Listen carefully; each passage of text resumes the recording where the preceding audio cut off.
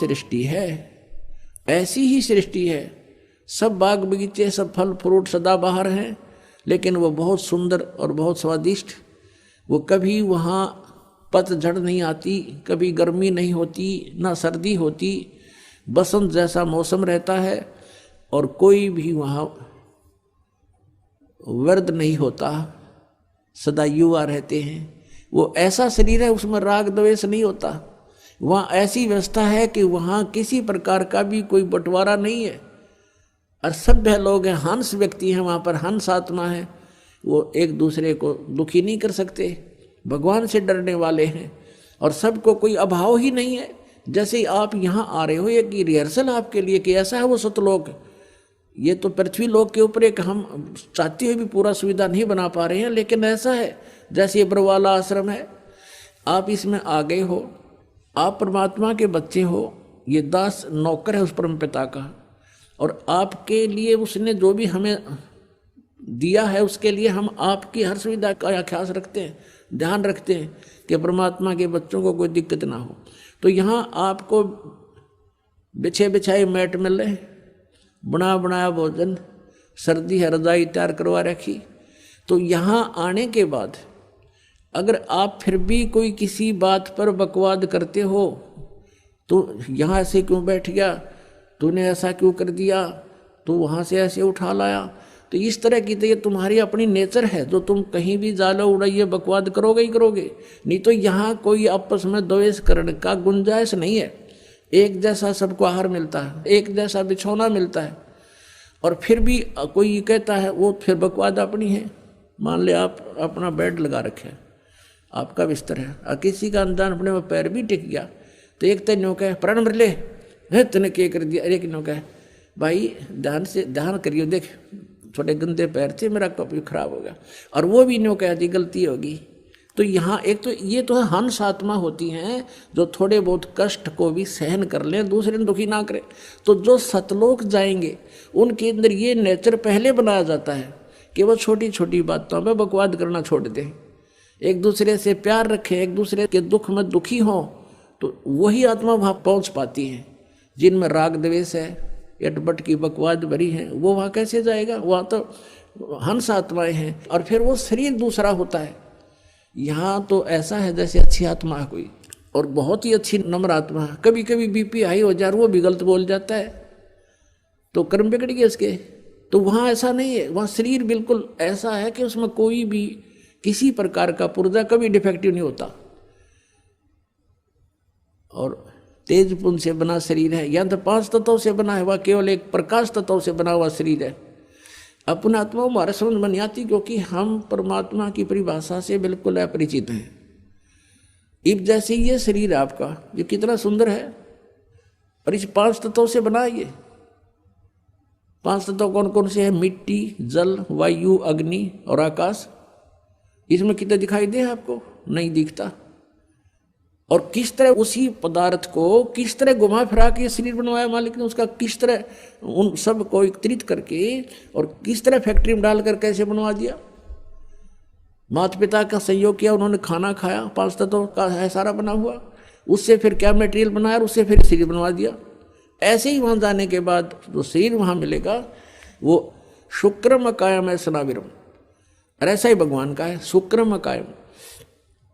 शुक्र माने माता पिता के बीज से न बनी हुई वो काया नहीं है, वहाँ की उससे बनी हुई काया नहीं है, वो अकायम है, शुक्रम अकायम। ऐसा नावीरम, उसमें नाड़ी नूड़ी नहीं है, नाड़ी नहीं है तो ब्लड प्रेशर आप पे ना हो।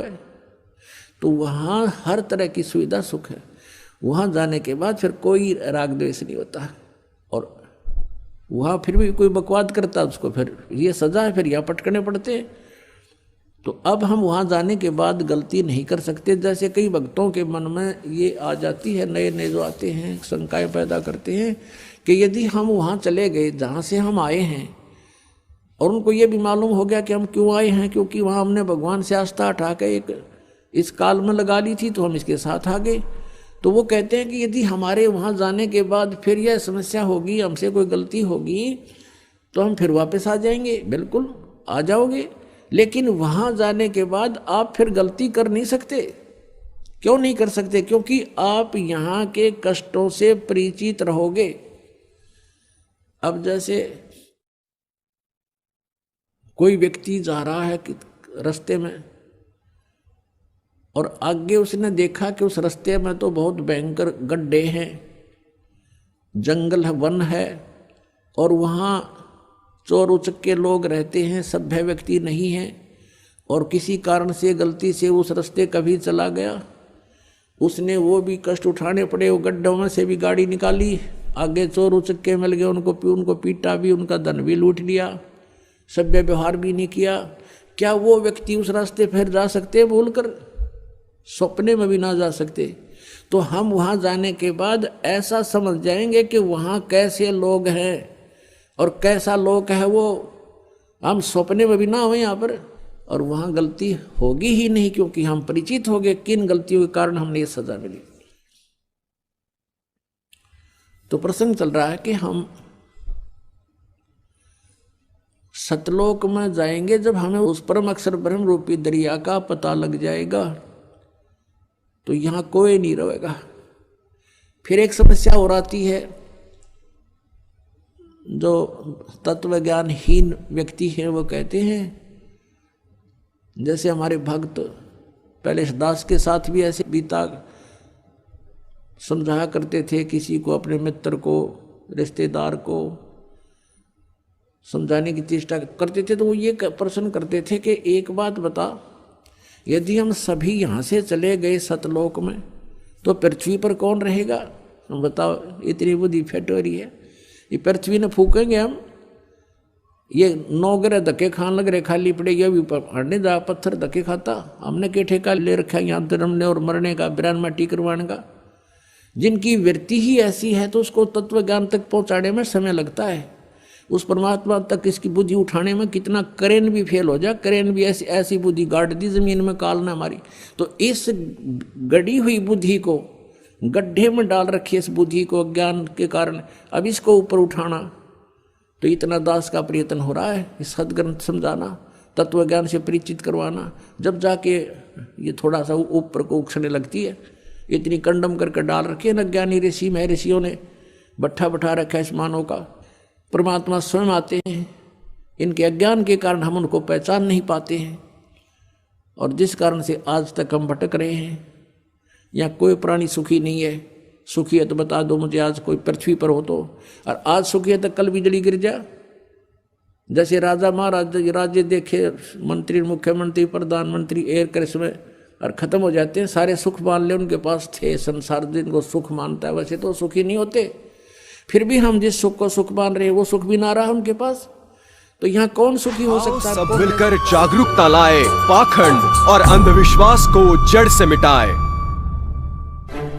अंधश्रद्धा भक्ति मानव जीवन के लिए बेहद खतरनाक है। शिक्षित समाज से निवेदन है कि नकली और शास्त्र विरुद्ध साधना बताने वाले धर्म गुरुओं से बचे तथा नकली धर्म गुरु का विरोध करे।